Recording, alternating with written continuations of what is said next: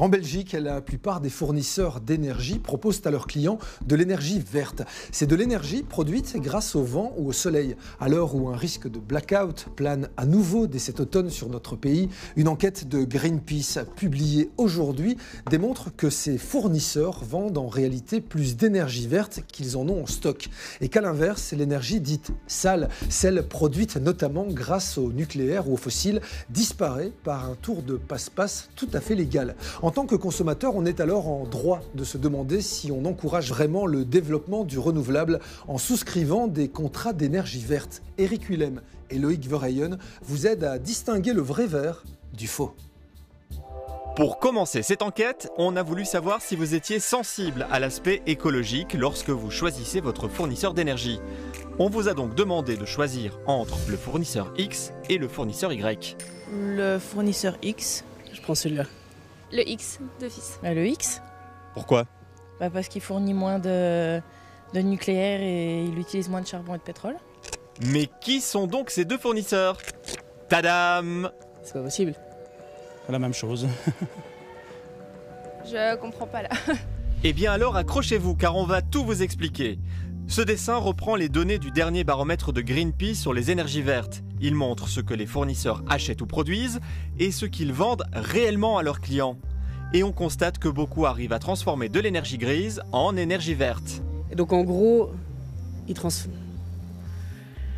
C'est dégueulasse. Ça, c'est vous qui le dites. Pourtant, c'est légal. Pour commencer, il faut comprendre que l'électricité qui arrive dans votre prise est un mélange de plusieurs sources. Énergie renouvelable, biomasse, le nucléaire, centrale au gaz. Et lorsque le consommateur branche sa prise de courant au réseau, qu'est-ce qu'il fait au fait ? Il ouvre un robinet, son robinet d'électricité. Et voici l'électricité qu'il obtient au final, une électricité grise, qui est le mélange de ces différentes sources d'électricité qui se sont déversées au sein de ce gros réseau électrique. Quoi ? Vous croyez vraiment qu'avec un contrat d'énergie verte, votre machine à laver tourne avec de l'électricité produite à 100% par le vent, le soleil et la mer ? Vous seriez pas un peu naïf ? Mais vous n'êtes pas au bout de vos surprises. Ce récipient rempli d'énergie verte qui se déverse sur le réseau, regardez-le d'un peu plus près. Si, regardez. On vous fait croire que vous consommez une énergie verte, mais en fait vous consommez une énergie sale qui a été verdie par un système administratif européen. On vous a perdu ? C'est là qu'il faut qu'on parle des labels garantis d'origine, les LGO. En Europe, chaque mégawattheure vert produit reçoit un LGO. Eh bien, ce LGO peut être vendu sans le mégawattheure. Et ce bout de papier a le pouvoir de verdir un mégawattheure produit par exemple par une centrale nucléaire. Pratique. 30% d'énergie verte en Belgique a été produite en Belgique. Le reste n'est pas vert, c'est du gris qui a été verdurisé. Et donc on n'est pas du tout dans des moyens de production verts déployés en masse. Et pourquoi tous ces fournisseurs ne veulent pas investir plus dans le renouvelable ? Parce qu'ils ont trouvé une manière simple de vendre du vert un peu plus cher qui leur permet de dire qu'ils sont verts parce que la législation leur dit qu'ils sont verts. Pourquoi faire plus quand c'est suffisant ?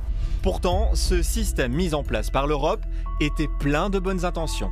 Est-ce que ce n'est pas un peu contre-productif quelque part ? Au lieu d'encourager le développement des énergies renouvelables, ces LGO n'encourageraient-ils pas plutôt les fournisseurs à continuer à produire comme avant ? Alors il est certain que certaines entreprises plus paresseuses utilisent ces labels dans ce sens-là, mais c'est parce que vous avez une approche avec cette question purement nationale. Sur l'ensemble de l'Europe, les objectifs sont en 2020 d'avoir 20% des énergies renouvelables, en 2030 d'avoir 35% des énergies renouvelables, et donc ça c'est une logique sur l'ensemble de l'Europe. Mais ce qu'il faut retenir surtout, c'est que si vous êtes un citoyen, vous payez votre facture, vous payez par exemple 100 kW, ça veut dire que grâce à vous, sur l'ensemble des énergies qui sont consommées en Europe, eh bien il y a 100 kW qui grâce à vous sont vertes. Non.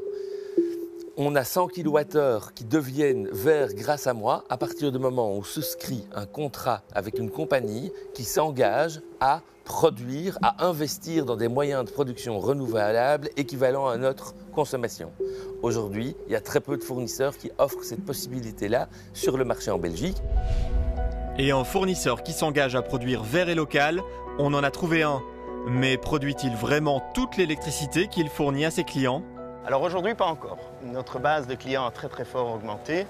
Mais Eneco a fait la promesse que d'ici 2025, le million de clients sera livré avec de l'énergie renouvelable produite localement. Ce qui veut dire que cette entreprise investit dans la construction d'éoliennes ou encore dans le photovoltaïque. Mais alors, pourquoi les autres ne font pas la même chose?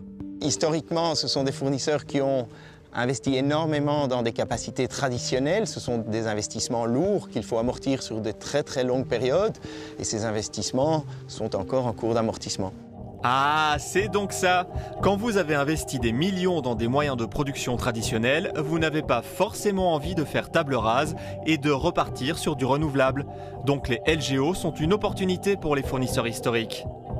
Je ne sais pas si c'est une opportunité, mais c'est en tout cas un outil qui est utilisé pour vendre en Belgique de l'électricité dite verte, mais qui en réalité est produite de manière tout à fait conventionnelle par une centrale nucléaire, par une turbine à gaz par exemple. Bon, on ne vous fait pas un dessin, les LGO n'ont pas forcément bonne presse. Pourtant, certains fournisseurs les affichent en toute transparence. Donc nous le mettons en avant parce que c'est légal. C'est-à-dire que la loi nous le demande. Pour pouvoir être un fournisseur 100% vert, il faut le couvrir par ces types de mécanismes. Et donc, outre cette couverture administrative de traçabilité, nous faisons également appel aux producteurs d'un point de vue physique, aux producteurs locaux, les plus de 1000 producteurs locaux en Belgique, du renouvelable.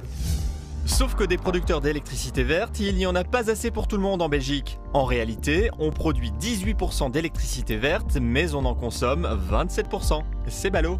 Il a bien fallu qu'on trouve des systèmes de marché pour pouvoir dire qu'on verdurisait une partie de l'électricité grise en allant chercher le caractère vert de l'électricité dans une usine de production, par exemple des grands barrages qu'on trouve dans les pays du Nord, et en les vendant à des pays ailleurs en Europe qui n'avaient pas de moyens de production renouvelable en suffisance. Aujourd'hui, il y a environ une trentaine de pourcents de l'énergie verte qui va être fabriquée en Belgique, les 70% autres étant importés de l'étranger.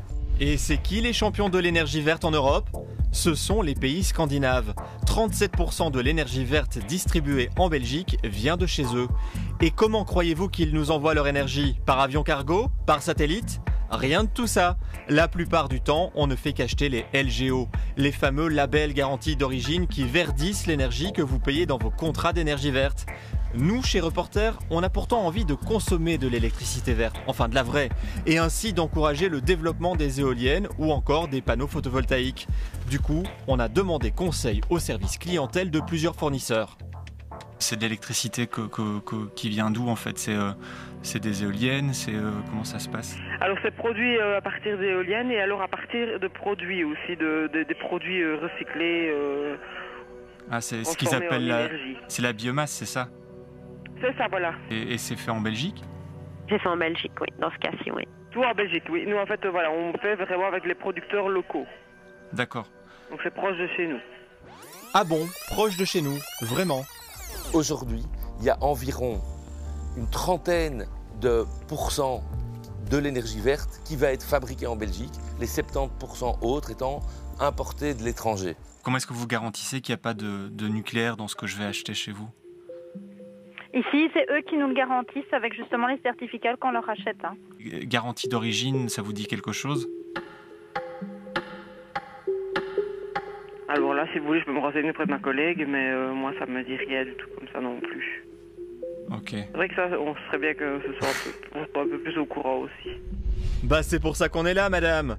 Et le coût dans tout ça, est-ce que ça revient plus cher pour un producteur de produire de l'électricité verte? C'est moins cher maintenant de produire de l'électricité avec une éolienne qu'une centrale au charbon et une centrale au gaz. Donc ils n'ont absolument aucun problème à se financer. D'autre part, ils reçoivent en plus de généreux subsides des États. Ah, ça c'est marrant. La plupart des simulations que nous avons faites montrent pourtant que les contrats d'énergie verte sont plus chers que les contrats classiques. Il est incompréhensible qu'un contrat d'électricité verte puisse coûter plus, on va dire, de 7 ou 8 euros par ménage par an qu'un contrat non vert. Pourquoi? Parce que c'est le prix des LGO pour verdir cette électricité. Ok, donc l'Europe a voulu que l'on produise et consomme de l'énergie verte, elle a décidé de créer des labels garantis d'origine. Ce système censé aider à la transition énergétique a été détourné par de nombreux fournisseurs qui s'en servent pour verdir leur énergie sale sans devoir investir dans le renouvelable. Et en tant que client, on fait quoi?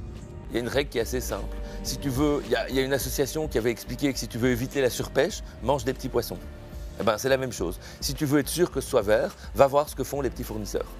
Va voir les coopératives d'énergie citoyenne, va voir tous ceux-là, tu seras à peu près sûr de ce qu'ils font et qui sont droits dans leurs bottes. Les grands, les vendeurs qui vendent les contrats ne savent pas ce qu'ils vendent. Donc déjà, ça commence assez mal, quoi. Bonsoir Juliette Boulet, Bonsoir. Vous êtes la porte-parole de Greenpeace. Vous publiez aujourd'hui le classement des fournisseurs d'énergie. Il est disponible sur votre site internet. Est-ce que beaucoup de fournisseurs d'énergie détournent les labels garantis d'origine, comme on vient de le voir, pour verdir l'énergie ? Alors c'est légal, hein, c'est un système que tout le monde peut utiliser. Ce qu'on voit dans la réalité, c'est que sur les 20 fournisseurs belges, eh bien, il y en a 8 qui développent vraiment massivement l'énergie renouvelable et les autres, oui, les 12 autres font beaucoup plus appel aux garanties d'origine. Est-ce qu'il ne faudrait pas supprimer ces labels garantis d'origine ? Alors on n'est pas contre le système, au contraire on pense plutôt envisager un système où les garanties d'origine coûtent beaucoup plus cher et servent effectivement à développer des énergies renouvelables sur le continent européen, ce qui n'est pas le cas avec un prix trop faible. Certains fournisseurs que nous avons contactés remettent en question l'objectivité de votre classement. Alors nous ne sommes pas un comparateur officiel mais bien une ONG qui protège l'environnement et notre classement aujourd'hui, eh bien, il vise à montrer aux citoyens que l'argent qu'ils payent chaque mois avec leur facture d'électricité, eh bien, il sert ou non à développer des énergies renouvelables. C'est ça qui est important. Où va mon argent quand je paye ma facture? Est-ce qu'il sert à protéger l'environnement, à développer les énergies renouvelables ou pas? C'est ça vraiment qu'on veut démontrer aujourd'hui. Merci Juliette Boulet. Merci.